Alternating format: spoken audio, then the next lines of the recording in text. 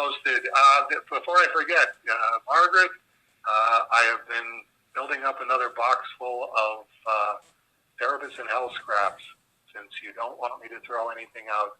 And I don't want to preserve them, and you're willing to preserve them. I hope you're making progress on the ones you've already got, because another box is on the way to you as of today. It actually has a couple of little pieces of original artwork, actual little drawings of Cerebus in them that I couldn't even be bothered to sign, but they are drawings of Cerebus. Margaret writes, we last saw pages from Dave Sims' 22nd notebook, which covers Cerebus 186 through 201, back in February of 2019 in Leftoveries Feast for Everyone Else. The notebook started with 80 pages, of which 71 pages were scanned, the rest were missing or blank. I noticed that other than the cover, the first page from the notebook was number 37. So I took a look at the first 36 pages. All but one was just a wall of text. Page 36 had a sketch and then some text. The tiny type of reads. Going through those 36 pages, I noticed that swiggle that shows up in reads that separates bits of the story, the decorative flourish. I wonder if he wrote all 36 pages at once or went back over time to complete it. Looking at the notebook pages, it appears he went back after he wrote it and did some markups, though most of them do appear to be done as he was writing. And yet with the markups, there are still differences from the finished text. Yeah, that was a situation of,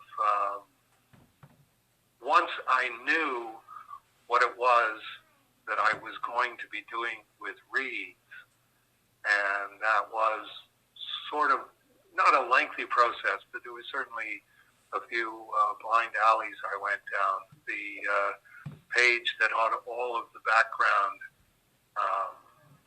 questions that Margaret was asking about, the Stephen Dick and Craig Dawson question, the break with my parents question, all of those things, Superman 165, all of those critical points in my autobiographical life. Am I going to write these? And it's like, it would take far too long to explain what it was that I was talking about. And in terms of Victor Davis' autobiographical material, it wouldn't really make the point that I'm trying to make.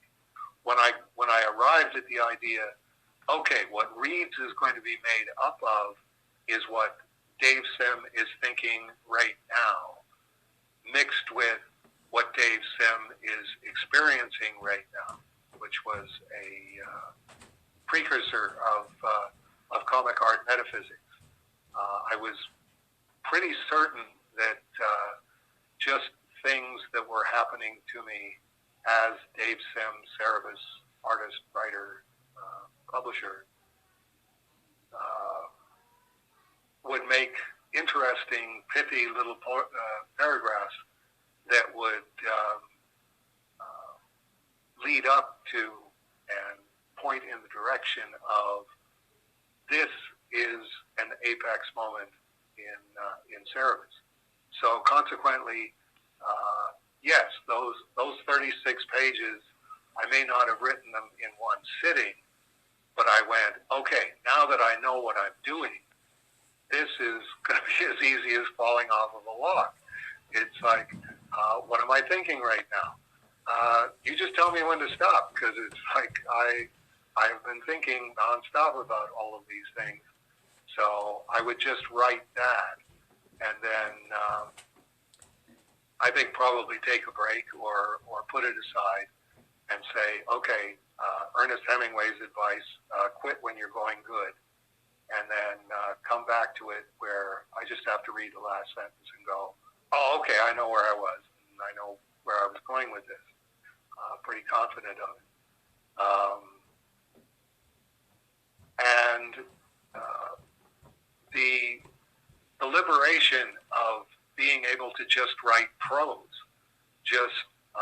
I'm just going to explain things at considerable length, distilling it as much as I can, but not nearly the kind of distillation that's required doing a comic book story, where it's like caption can only be so long as captions go, a word balloon can only be so long as word balloons go.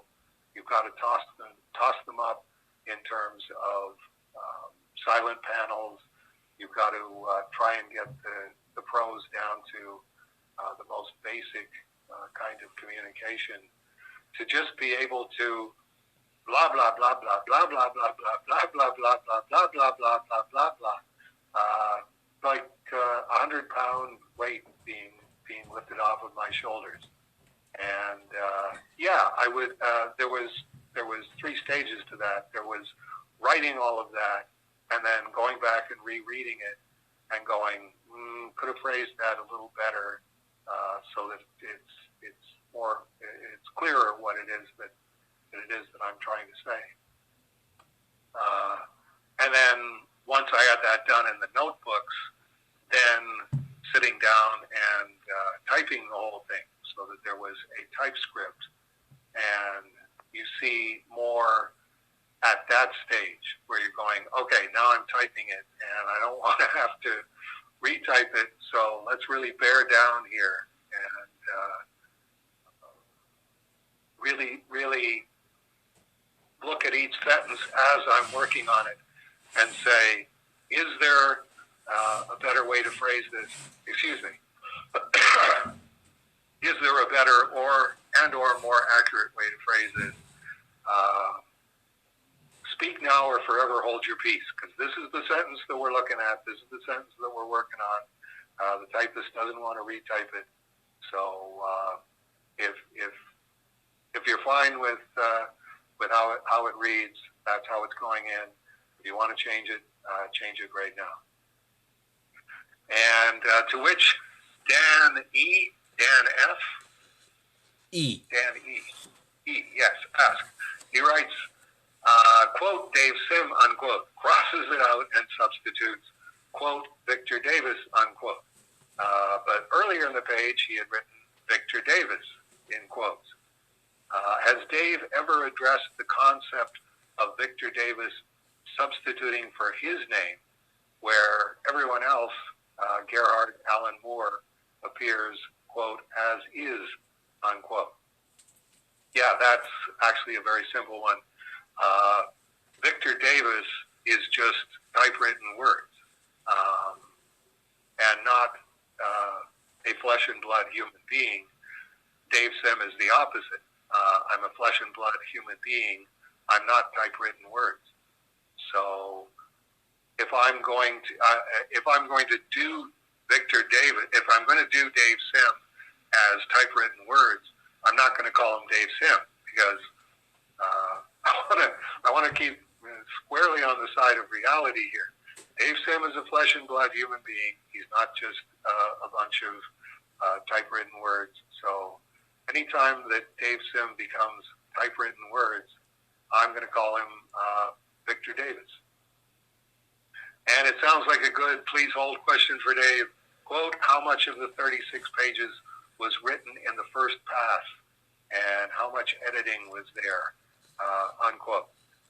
Again, even looking at it now, that's too many years back. I couldn't tell you if it was done in one sitting or 2 sittings or 3 sittings.